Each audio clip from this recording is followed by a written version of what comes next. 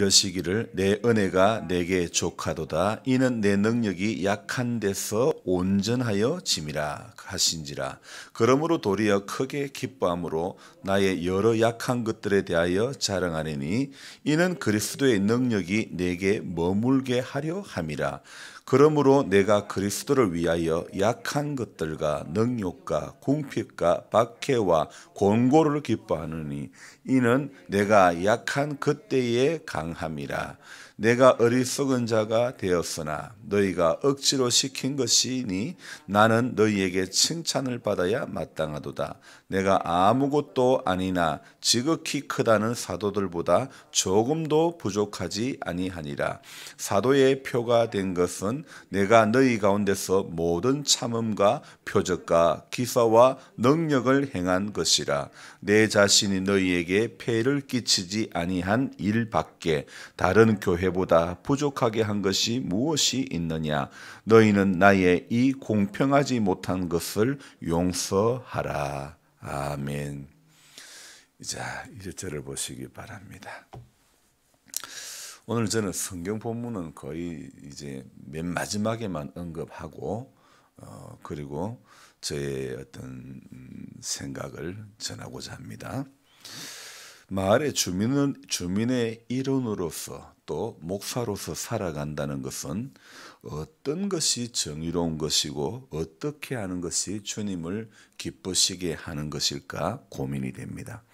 강단에서 제가 설교할 때 자주 하는 말씀이 예배당 안에서 잘 믿는 믿음은 소용이 없다. 밖에서 우리 믿음이 드러나야 된다. 이런 생각을 여러 번 말씀을 드렸죠. 이 말은 성도인 여러분들에게 하는 말인 동시에 또 저 자신을 향해서도 여전히 유효한 그런 말씀이 되는 겁니다. 나는 하지 않으면서 여러분들에게 순종을 강요하고 나는 살지도 않으면서 비치고 소금되는 삶을 살아라고 말한다면 그것은 잘못된 것입니다. 단체 생활을 하다 보면 남이 하면 배가 아픈데 내가 하면 참 좋은 게 있습니다. 그게 뭐냐면 열외라는 것이 있습니다. 그래서 기합에서 열외, 구보에서 열외, 훈련에서 열외. 보통 이 열외는 몸이 아프는 경우에 열외를 당하는데요. 근데 어떤 특별한 경우에는 어떤 특별한 배경을 가진 그런 사람들이 열외의 혜택을 누리기도 하지만은 요즘은 이런 것도 함부로 할 수 없는 세상입니다. 말씀을 가지고 삶에 적용하는 것, 믿음 생활하는 모든 이에게 이것은요 열외가 되어서는 안 되는 것입니다. 들은 말씀이 우리의 삶에 적용돼야 되는 것, 이건 나는 열외, 나는 예외가 되면 안 된다는 것입니다. 여러분, 교회 생활 오래 했다고 중직자라고 해서 목회자라고 해서 어떤 혜택을 보았어도 안 된다는 것입니다. 누구에 의해서가 아닌 자신이 스스로 변질의 길에 들어서지 않기 위해서 항상 선두에 앞장을 서야 할지 꼬리의 자리에 내려가면 안 되는 것입니다. 우리는 항상 믿음의 길 걸어가는 동안에 머리에 서야지 꼬리에 서면 안 되는 것입니다. 목회자라고 해서 강단에서 설교만 그럴싸하게 하면 되는 것이 아닌 주민들의 이 주민의 일원으로서 부대끼며 살아가야 하는 것이 저는 맞다고 생각합니다. 어제 마을 회의에서 쓴 소리인지 바른 소리인지 조금 했습니다. 잘한 것인지 못한 것인지 모르겠지만은 이것 또한 주민이 되려는 몸부림이라고 예쁘게 봐주시면 좋겠다는 그런 생각이 듭니다. 저는 목회자라는 이유인지 주민과의 벽은 여전히 있는 것 같습니다. 아무리 다가가려고 해도 종교인과는 또 종교인 이전에 저는 객지 사람인 고로 마을에 오래 살았던 사람과의 갭은 여전히 있는 것 같습니다. 무엇을 하나 해도 믿지 않는 이들은 그들만의 방식이 있고 교회는 교회만의 방식이 있는 것이죠.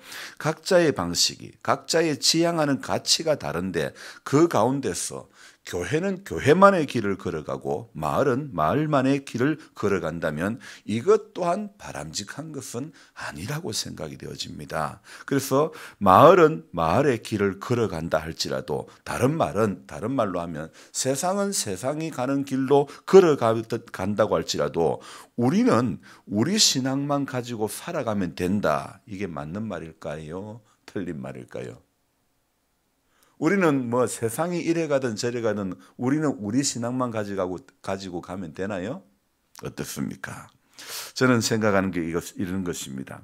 세상은 세상의 방식으로 세상의 길을 걸어가더라도 우리 기독교는 세상을 우리와는 가치가 다르다는 이유로 거부해서는 안 된다는 생각입니다. 비록 우리와 삶의 방식, 지향하는 가치가 달라 딱 선을 긋는 것이 아니라 교회는 복음을 들고 그 다른 가치 속으로 들어가야 교회가 교회답다고 생각되어지는 것입니다. 그것이 바로 복음이 주는 가치이고 성도가 살아가야 하는 이유가 아닐까 생각해 봅니다. 저는 교회 속의 목사인 동시에 제가 사는 이 마을에서도 꼭 필요한 사람으로 자리매김을 해야 한다는 생각입니다. 어느 마을이나 단체나 실세 그룹이 있습니다. 심지어는요. 교회도 실세 그룹이 있다는 겁니다. 어느 정도 교회 사이즈가 있으면 총회에서 정한 헌법에서 정의하고 있는 것과는 반하는 길을 걸어가는 교회도 많은데 총회 헌법에서 정하고 있는 교회의 최고 의결 기구는 당회인데 목사와 장로로 구성되어 있는 당회인데 하지만 교회가 어느 정도 사이즈가 이렇게 되면 이 당회의 건의보다도 더 위에 있는 실세 그룹이라는 것이 있습니다. 그게 뭐냐? 교회법을 초월한 이 교회 운영위원회, 이거는 옳지 않은 일입니다. 안타까운 사실은 그럼에도 실제 교회를 다스리는 힘은 목사도 장로도 교인도 아닌 실세 그룹에 있는 교회들도 많이 있다는 것입니다. 이것은 정치 세계도 마찬가지죠. 오늘 세상에 정치하는 사람들은 결국 누가 실세냐 이것을 놓고 다투고 싸우는 겁니다. 지금 대통령 선거를 80여일 앞두고 있는데 이것도 결국 누가 실세가 되느냐 이것 싸움이고 사람들은 전부 실세가 되려고 안간 힘을 다 쓰고 있는 것 아닙니까? 과정도 선하고 결과도 선해야 함이 마땅하지만은 그게 안 된다면 과정이야 조금 부족해도 그렇게 해서 실세가 되면 국민들이 잘 살고 살기 좋은 나라가 되도록 해주는 것이 그렇게만 한다면 그래도 좀 부족한 부분들은 커버가 되지 않습니까? 문제는요. 실세가 되는 것에만 목적이 있지 실세가 된 후에는 달라지는 것이 문제가 아닙니까? 그래서 정말이지 여러분 이번에 선거를 위해서 우리는 기도를 많이 해야 될 것 같습니다. 제가 말하고 싶은 것과 좀 엉뚱한 방향으로 흘러가는 것인지는 모르겠지만은 여러분 교회는요 세상의 불합리, 세상의 불공정에 대해서 어떤 태도를 취해야 하는가 어떤 태도를 취하는 것이 마땅한가 이런 생각을 가지고 제가 오늘 글을 적어보려고 했는데 곁길로 흘러간 거는 간 건지는 모르겠지만은 그렇습니다. 여러분 세상을 떠나 살 수 있는 교회는 없고 세상을 떠나고 배쳐가는 그런 교회는요 어떤 교회가 될 수 있느냐 사이비 교회가 될 가능성이 크다는 거죠. 그래서 여러분 같은 교인들끼리도 다 색깔이 다르고 그런데 뭉친다고 해서 뭉쳐지는 것이 아니지 않습니까? 왜요? 서로 다른 가치와 서로 다른 개성을 지닌 그런 사람들이 이 하나로 뭉친다는 것은 쉬운 게 아닙니다. 안으로는 이렇게 우리가 서로 다르지만은 다른 사람들이 안으로 교회를 향하여는 한 목소리, 한 가치를 가지고 그것을 향해서 나아가야 되는 것이 맞는 것이고 또 밖으로 세상을 향해서는 복음이 주는 그 가치에 붙잡혀 나와 다른 가치에 세상 사람들과도 공존하는 것을 교회는 꿈꿔야 된다고 생각합니다. 물과 기름 딱 나누어지는 종교가 되고 교인이 되고 교회가 되고 목사가 되면 안 된다는 생각입니다.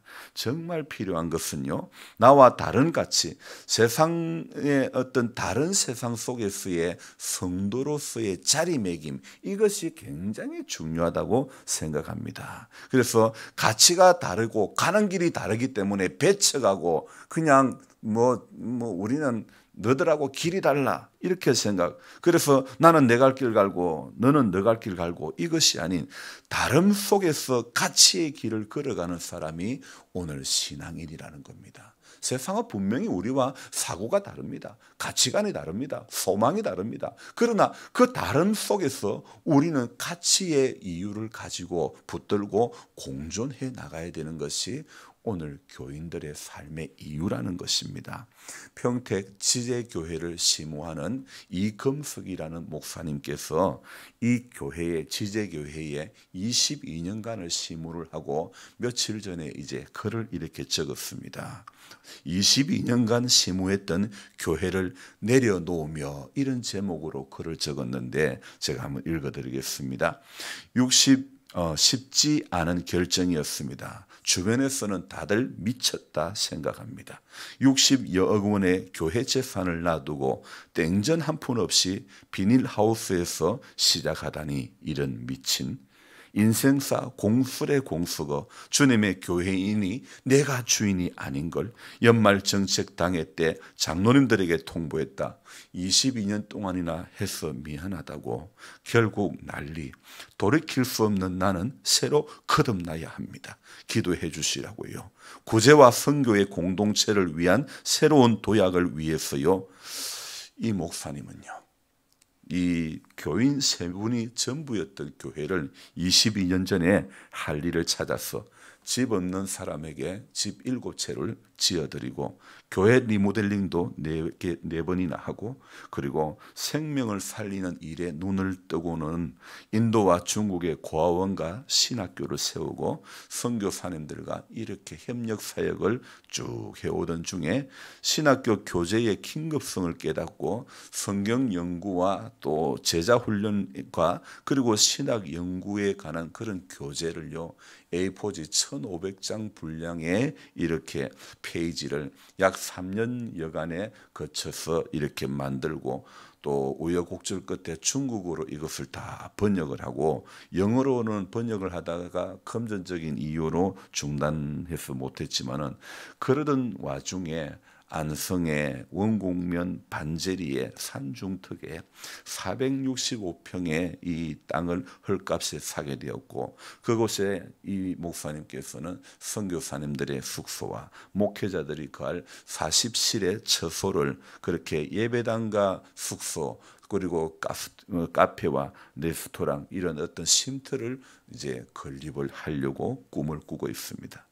그러면서 이렇게 22년간 시무했던 교회를, 그것도 60여억 원의 재산의 교회 재산을 다 놔두고 비닐하우스에서 다시 새롭게 시작한다. 사람들은 미쳤다. 그렇게 이야기했습니다. 그러나 그분은 어떻게 말했습니까? 22년 동안이나 했어 미안하다고. 돌이킬 수 없는 나는 새로 거듭나야 된다고. 그렇게 여러분들 기도해달라고. 구제와 선교를 위한 공동체를 만들기 위해서 새로운 도약을 한다고 그렇게 선언을 하고 교회를 내려놓습니다. 여러분, 참 이거 쉬운 일이 아니라고 생각되어집니다. 제가 얼마 전에 설교 가운데 예화를 들었던 나는 요새 돈 때문에 돈다, 그렇게 한번 말씀을 드렸죠. 몇 년 전에 내 돈 떼먹었던 집사님, 어떤 분 몇백만 원 이런 제가 예화를 들어서 말씀드렸던 분이 있는데 바로 그분이 이분이에요. 참 그래서 저는 이분의 이야기를 들으면서 제가 다시 또 생각해 봅니다. 나는 과연 이곳에서 어떤 꿈을 꾸며 주민으로서 어떻게 살아야 하고, 또 어떤 모습의 목회자로 교인들에게 어떤 가치를 지닌 목회자로 자리매김을 해야 하나, 이런 생각을 해보지 않을 수가 없습니다. 제 솔직한 마음은 이 마을에서 부족하지만 섬김의 본을 보여주신 예수님의 그 길을 조용히 걸어가고 싶습니다. 그 길이 어떤 모습이든지 간에 나는 목사니까 세상 일에는 관여 안 한다가 아닌, 주님이 원하는 길이라면 욕을 들어도 해야 되는 것이고, 주님이 원하는 길이라면 십자가를 지는 길이라도 지고 가야 된다고 생각합니다. 또한 그렇게 살 때에 저의 편입된 생각과 고집에 붙들려 살지 않기를 원하는 것입니다. 주민과 소통이 되고 교인과 소통이 되는 목사가 되고 싶습니다. 오늘 저는 성경을 읽으면서 바울이 이 고린도 교회에 보낸 이 편지 구절 가운데 몇 절이 제 마음에 와닿습니다. 그것이 정말 그의 이 진솔한 인간적인 고백이 참 마음에 듭니다. 오늘 구절에 이렇게 말합니다. 나의 여러 약한 것들에 대하여 자랑하리니.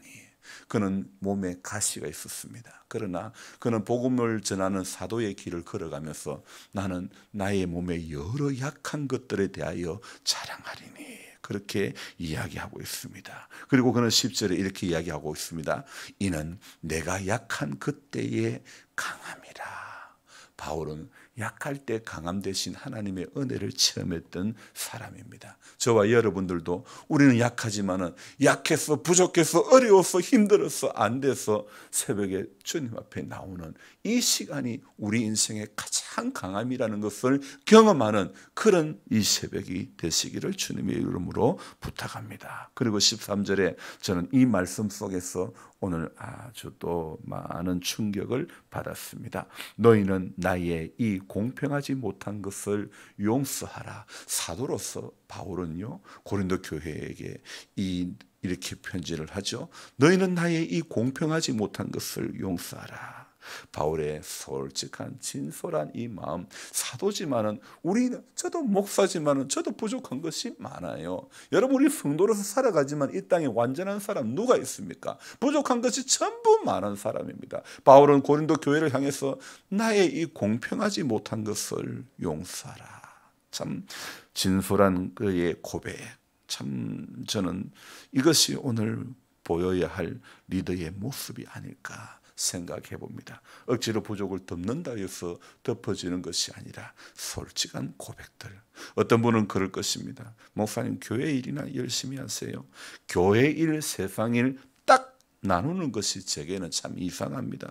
세상 일도 교회 일이고 하나님 일 충분히 될 수 있는 거 아닙니까? 여러분 어떤 교회는 그렇게 말한답니다. 목사님 시키는 거나 잘하고 어디 가면 차량 일지나 잘 적고 특별하고 대단한 일도 하려고 하지 마시라고. 목사는 도대체 어디에 춤추는 것이 맞는 것입니까? 여러분 목사가 하고자 하는 대로 놔두고 끌려가는 신앙생활을 하시겠습니까? 아니면 목사와 같이 교인과 같이 함께 가치를 가지고 함께하는 가치를 가지고 스스로 개척해가는 그런 신앙인으로 살아갈 것인지 아니면 교회를 좌지우지하는 실체로 살아갈 것인지 여러분 우리는 오늘도 선한 쪽으로 선한 방향으로 적극적인 신앙생활을 하는 그리고 또 마을 생활을 하는 그런 목사와 성도가 되어져야 된다고 생각합니다. 여러분 내 아니더라도 세상은 다 돌아가. 여러분 소극적인 어떤 것보다는 교회는요. 지난번에 우리 교회에 왔던 낙동 신상교회 목사님 그 마을은 이 목사님이 이제 가고 난 다음에 모든 중대 회의가 있으면 전부 교회에서 회의하고 결정을 하고 다 한다는 것입니다. 마을 이장님이 불교를 신앙하는 신앙인이 할지라도 목사님 이거 어떻게 할까요? 목사님 이거 어떻게 할까요? 좋습니까? 안 좋습니까? 여러분 교회가 세상의 중심이 되어야 되는 거예요. 마을의 중심이 돼요. 교회가 그만큼 자리 역할을 자리 매김을 해요. 우리는 교회 때문에 못 살겠다. 목사 때문에 못 살겠다. 그러면 안 되잖아요. 우리가 같이 함께하는 가치를 가지고 마을 속으로 세상 속으로 들어가야 되는 것입니다. 세상은 우리하고 다르기 때문에 세상은 어떻게 가든 교회는 교회 길만 가면 된다. 맞나요? 틀리나요? 분명히 저는 틀리다고 생각합니다. 우리와 다른 가치를 가진 세상이지만은 우리는 예수의 복음이라는 이 가치를 들고 세상 속에 들어가야 되는 것입니다. 그리고 그 속에 녹아져야 되는 것입니다. 비록 십자가가 있고 비록 가시가 있고 비록 욕을 들어 먹더라도 우리는 이 안에서, 예배당 안에서 잘 믿는, 교회라는 테두리 울타리 안에서만 잘 믿는 성도가 아니라 세상 속에서 성도의 자리매김이라는 것, 여러분 이것은 굉장히 중요한 문제라고 생각합니다. 다르기 때문에 배척하고 완전히 돌아서는, 물과 기름으로 분리되는 것이 아니라 다르지만 다른 가치 속에 들어가는 것이 복음의 능력 아닙니까? 다른 가치 속에 뛰어들어가서 세상을 변화시키려고 몸부림치는 것이, 여러분 오늘 이것이 우리 교회가 꿈꿔야 될 세상 아닙니까? 저는 그렇게 생각합니다. 저와 여러분들이 우리가 같이 함께 주님의 그 마음을 품고 세상을 더 하나님 기뻐하시는 일들로 다 이렇게 생각하고, 어떤 일이 우리에게, 우리 교회에게 주어지든 우리는, 교회는 정말 죽게 하듯 하고 사람에게 하듯 하지 않고, 하나님 기뻐하시는 일이라면 주님 나를 보내소서, 내가 여기 있습니다, 나를 써주소서, 우리는 이러한 고백으로 가야 될 것입니다. 여러분, 목사가 하자는 대로 가만히 놔두고 끌려가는 신앙, 그 신앙으로 살아갈 것입니까? 아니면 여러분 같이 손 맞잡고 같이 스스로 개척하는 그런 신앙인으로 살아갈 것인지, 오늘도 우리가 하나님 앞에 기도하면서 주님이 주시는 가치가 무엇인지, 주님이 우리에게 주시는 마음이 무엇인지, 주님이 우리 안에 담겨주신 그 마음을 따라 오늘도 순종하며 나아가는 우리 모두가 되기를 주님의 이름으로 축원합니다. 기도합니다. 하나님, 바울은 오늘 사도로서 편지를 보내는 교회들마다 지극히 작은 자 예수 그리스도의 종된 나 바울은 오늘 이 고린도 교회에 두 번째 보내는 이 편지 말미에 너희는 나의 이 공평하지 못한 것을 용서하라. 바울은 리더였지만은, 바울은 지도자였지만은 그 자신의 부족함을 사람들 앞에 가리우려고 하지 않았습니다. 너희는 나의 여러 약한 것들을 대해서 자랑하리니, 그는 약한 것도 자랑할 수 있는 그런 진솔한 사람이었습니다. 그래서 오늘 우리가 세상에 살아가는 이유는, 세상을 살아가는 힘은 약해서 못한다, 능력이 없어서 못한다가 아니라 약할 그때가 곧 주님이 강하게 하시는 시간이라는 것을 알게 해주시고, 강하게 하시는 그 이유가 분명히 있음을 알고, 우리 가운데서 오늘도 우리를 붙들고 우리와 함께 해주시는 주님의 그 은혜, 주님의 그 가치, 주님의 그 부름에 우리 성도, 우리 모두는 전부 다 거기에 동참할 수 있기를 소망합니다. 세상이 우리와 다른 가치를 가지고 살아간다고 해서 우리도 세상과 어울리기 위해서 똑같은 그들의 가치 속에 들어가는 것이 아니라, 우리는 우리의 가치를 들고 다른 세상을 향해서 우리는 어떻게 하면 주님을 기쁘시게 하고 영혼을 살릴 것인가, 그것을 놓고 기도하며 몸부림치는 그런 우리 교회와 우리 모든 성도님들 될 수 있도록 도와주시기를 원합니다. 사람들은 열심을 내고 또 열심을 내어서 일하려고 하면, 전에 목사님은 안 그랬는데 왜 그러냐, 이런저런 이유들이 얼마나 많은지 모릅니다. 우리는 누가 어떤 사람의 기준이 아니라 복음이 무엇이라고 말씀하고 있는가, 예수님과 함께 했던 사람들이 어떤 길을 걸어갔던가, 복음서에 나타났던 예수님이 어떤 몸부림을 쳤던가, 어떤 가치를 가지고 있었던가, 이것이 중요한 것 같습니다. 주님, 우리 모두는 오늘도 예수님과 예수님 옆에 있는 성경에 기록된 믿음의 사람들이 걸어갔던 그 가치, 그 발자취, 오늘도 우리 모두는 걸어가게 하여 주옵소서. 내 생각에, 내 눈에 보이는데 옳은 대로가 아닌, 내 마음이 끄는 대로 끌려가는 것이 아닌, 오늘도 성령께서 우리에게 주시는 감동을 따라 살아가는 하루 되도록 주님 도와주옵소서. 어떻게 하면 세상에 녹아들 수 있고, 어떻게 하면 세상이 필요한 교회가 되고, 어떻게 하면 세상이 필요한 성도가 되고 목회자가 될 수 있을지 우리는 고민하지 않을 수가 없습니다. 주님, 이날도 말씀으로 우리를 거듭나게 해주시고 말씀 속에서 우리 인생의 방향을 바로 분별할 수 있도록 도와주옵소서. 오늘도 기도의 제목을 가지고 주 앞에 왔사오니 오늘도 내 마음을 토해놓고 주 앞에 아랠 때에 세상과 나는 간구도 없고 하나님의 선한 뜻만이 우리 가운데 깨달아지는 은혜가 있게 하여 주옵소서. 귀하신 예수님의 이름으로 감사하며 기도드리옵나이다. 아멘. 간절한 마음으로 주여 부르고 기도합니다. 주여! 주여!